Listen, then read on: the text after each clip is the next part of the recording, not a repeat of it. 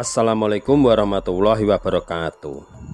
Halo semuanya, selamat berjumpa kembali sahabat-sahabat viewer dan subscriber channel Jagat Mistis. Kali ini saya akan membawakan sebuah kisah misteri dengan judul Pesugihan Duit Gondol Mayit. Saya ucapkan selamat mengikuti.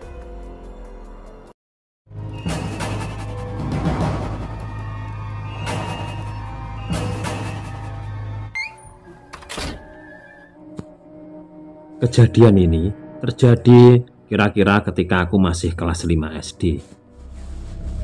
Waktu itu, sepulang sekolah, aku melihat Bu Darwati terlihat seperti menungguku. Setelah jarak kami lumayan dekat, dia menghampiriku dan memberikanku uang 50.000. "Arman, kesini sebentar nak.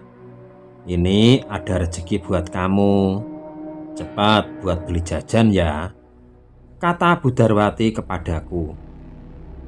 Walaupun aku agak heran, tapi aku terima juga uang itu. Sampai di rumah, aku ceritakan hal itu kepada ibuku. Ibuku langsung menyuruhku untuk memasukkan uang itu ke dalam celengan atau tabunganku. Sejak kecil, aku memang diajarkan oleh ibuku untuk selalu menabung. Setiap hari uang sakuku yang separuh aku tabung dan separuhnya lagi buat jajan. Keesokan harinya, Bu Darwati ternyata sudah menungguku ketika aku sudah pulang sekolah. Dan seperti hari-hari sebelumnya, dia kembali memberikanku uang. Kali ini jumlahnya 100.000. Aku jadi heran dan ragu-ragu dan sempat menolaknya. Namun Bu Darwati terus membujukku agar mau menerima uang itu. Akhirnya aku pun menerima uang itu dan kembali aku ceritakan kepada ibuku. Kembali ibuku menyuruhku untuk menyimpan uang itu dalam tabunganku. Ibuku sempat heran, mengapa tiba-tiba Bu Darwati menjadi sangat dermawan. Padahal sebelumnya Bu Darwati ini terkenal sangat pelit dan perhitungan. Dan ternyata bukan aku saja yang diberi uang.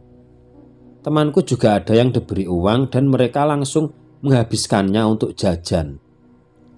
Sejak aku diberi uang oleh Bu Darwati, hampir setiap malam aku merasakan seperti bermimpi hal-hal yang aneh dan menakutkan.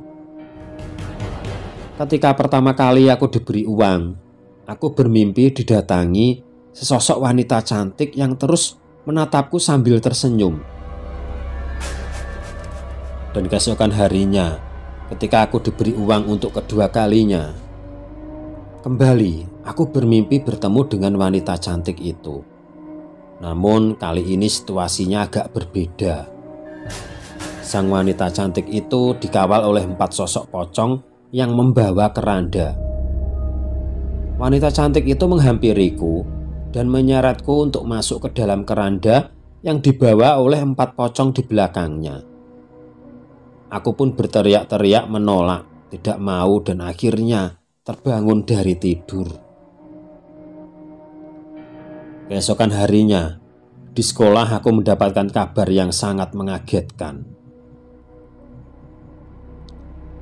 2 orang temanku yang diberi uang oleh Bu Darwati beberapa hari yang lalu, ternyata hari ini mereka berdua meninggal tanpa sebab.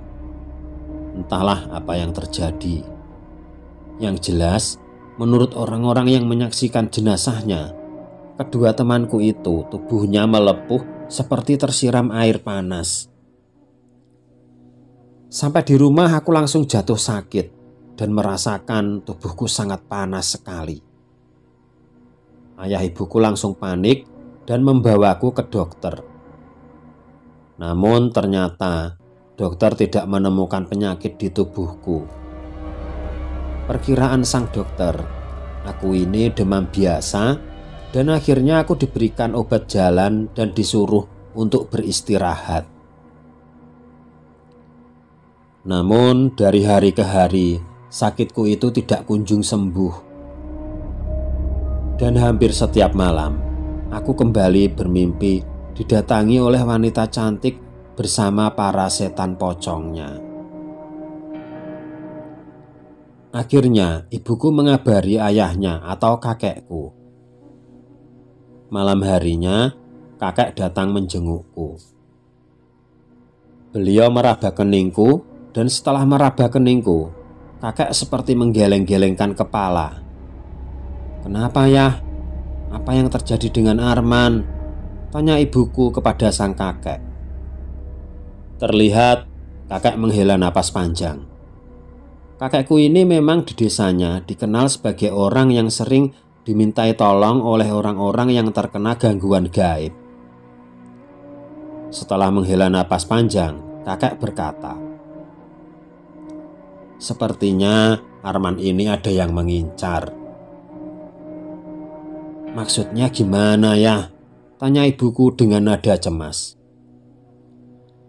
Kemudian sang kakek bertanya, "Apa kalian tidak menemukan hal-hal yang aneh sebelum hal ini terjadi? Ya mungkin gejala-gejalanya atau penyebabnya pasti kalian merasakannya." Kemudian ibuku menceritakan semuanya.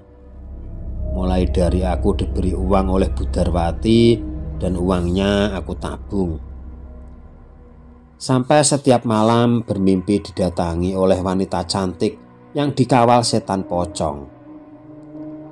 Kembali kakek menghela napas panjang. Kemudian dia berkata, "Untung saja uang pemberian wanita itu belum dibelanjakan. Kalau uang itu sudah dibelikan jajan oleh Arman, mungkin Arman nasibnya akan sama dengan kedua temannya itu. Sekarang apa kalian masih menyimpan uang pemberian wanita itu?" Ibu kemudian menjawab, "Uang itu masih disimpan Arman di celengannya ya, tapi sudah bercampur dengan uang-uang yang lainnya. Bagaimana ini?" tanya ibuku dengan ketakutan. "Ya kalau begitu kamu ambil semua uangnya. Kemudian kalian cari daun kelor dan bambu kuning." Tanpa banyak bertanya, ibuku langsung mencarikan barang-barang yang diminta oleh kakek.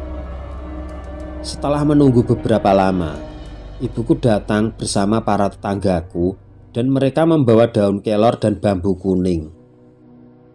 Daun kelor itu pun kemudian dimasukkan ke dalam baskom dan diberi air. Tidak lupa bambu kuning juga dipotong kecil-kecil dan juga dimasukkan ke dalam air.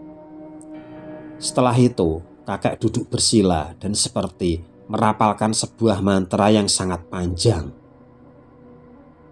Setelah sekian lamanya merapalkan mantra, kemudian kakek berdiri dan mengaduk air daun kelor di dalam baskom yang telah bercampur dengan uang-uang tabunganku. Beberapa saat kemudian terlihat asap mengepul dari dalam baskom. Ternyata asap mengepul itu berasal dari uang 50 ribuan dan uang 100 ribuan yang perkiraanku itu uang pemberian dari Budarwati. Uang itu terus mengeluarkan asap sampai akhirnya lenyap. Kemudian sang kakek berkata, "Sekarang kamu simpan kembali uang-uang sisanya ini. Ini uang kalian sendiri, ini sudah aman. Uang yang mengandung aura mistis sudah aku musnahkan," kata kakekku terus meyakinkan kami. Ibuku pun dengan sedikit ragu-ragu mulai mengambil uang-uang di dalam baskom itu. Kembali kakekku berkata, "Sudahlah Nduk, ndak usah ragu-ragu. Itu uang kalian sendiri. Sekarang kalian keringkan dan kembali kalian masukkan ke dalam celengan." Beberapa saat kemudian aku merasakan tubuhku mulai membaik kalau selama beberapa hari ini aku merasakan tubuhku sangat panas dan selalu berkeringat. Akhirnya saat ini aku merasakan tubuhku sangat sejuk dan segar. Malam harinya aku bisa tidur dengan pulas tanpa bermimpi bertemu dengan makhluk-makhluk yang menakutkan itu. Keesokan harinya terdengar berita kematian. Ternyata hari itu ada yang meninggal, dan yang meninggal adalah Budarwati. Wanita ini meninggal dengan kondisi kulit di seluruh badannya melepuh seperti tersiram air panas. Entah apa yang terjadi dengan wanita itu, tapi menurut perkiraan kakek, kemungkinan besar Budarwati gagal mengambil tumbal yang akhirnya berakibat gagalnya ritual pesugihannya, sehingga dia harus menerima akibatnya.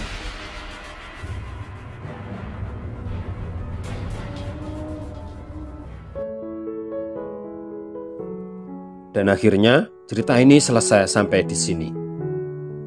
Terima kasih untuk teman-teman semua yang sudah menyimak video kami kali ini. Semoga saja kita bisa mengambil sisi positifnya dan membuang jauh-jauh sisi negatifnya. Jangan lupa komen, like, dan subscribe. Sekian dan terima kasih. Semoga bermanfaat. Wassalamualaikum warahmatullahi wabarakatuh.